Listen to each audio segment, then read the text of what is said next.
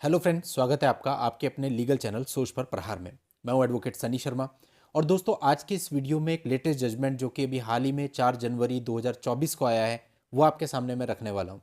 देखिए, मेंटेनेंस का जो मुद्दा है ये हर मैट्रिमोनियल केस में होता है और इस मुद्दे पर आपको नई नई जानकारियां यानी जो भी अपडेट्स आते हैं वो हमेशा मिलते रहने चाहिए। दोस्तों, बहुत सारी बार ऐसा होता है कि जो हस्बैंड होता है वो किसी ऐसी जॉब के अंदर होता है जहां पर उसकी जो सैलरी होती है उसकी कोई भी जानकारी पत्नी को नहीं होती है।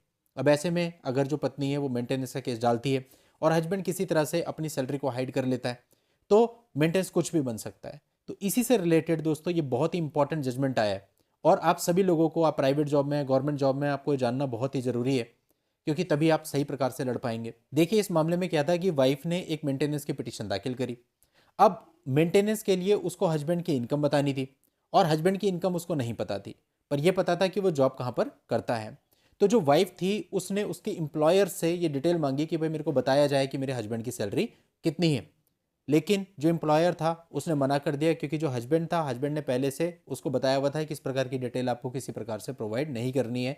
तो हस्बैंड के ऑब्जेक्शन के कारण जो एम्प्लॉयर था उसने किसी भी प्रकार की डिटेल उसकी वाइफ को नहीं दी।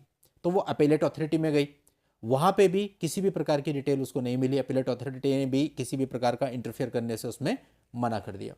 अब ऐसे में जो वाइफ थी और आगे गई, वाइफ ने सेकंड अपील डाली विद स्टेट इंफॉर्मेशन कमीशन। अब स्टेट इंफॉर्मेशन कमीशन ने क्या किया, जो एम्प्लॉयर था उसको डायरेक्ट कर दिया जो भी हस्बैंड से रिलेटेड डिटेल है, उसकी सैलरी वगैरह, वो सब वाइफ को प्रोवाइड करे।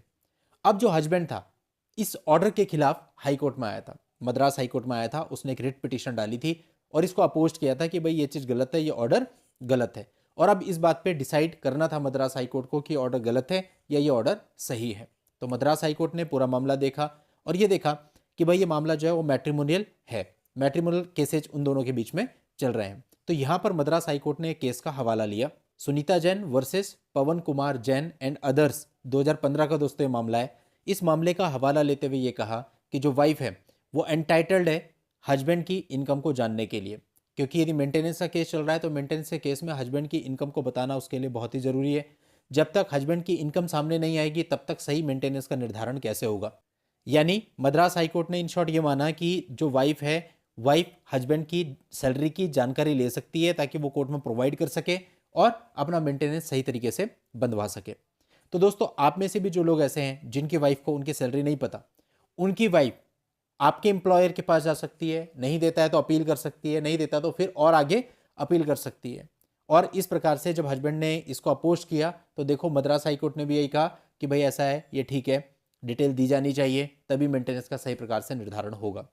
तो यानी कुल मिलाकर के अगर आप अपनी सैलरी को हाइड करते हो तो ये भी अभी पॉसिबल नहीं है और इस प्रकार के जो जजमेंट आते हैं वाइफ उनका सहारा भी ले सकती है। इसीलिए बहुत सारे वीडियोज में पहले मैंने आपको बताया अलग अलग तरीके से कि अगर आप हस्बैंड हो और आपके ऊपर कुछ ऐसे केसेज हुए हैं जो कि गलत हैं, गलत तथ्यों के आधार पर हैं, लेकिन चूंकि वो वाइफ है तो उसका मेंटेनेंस तो बंद ही जाता है, चाहे तथ्य गलत हैं चाहे तथ्य सही हैं।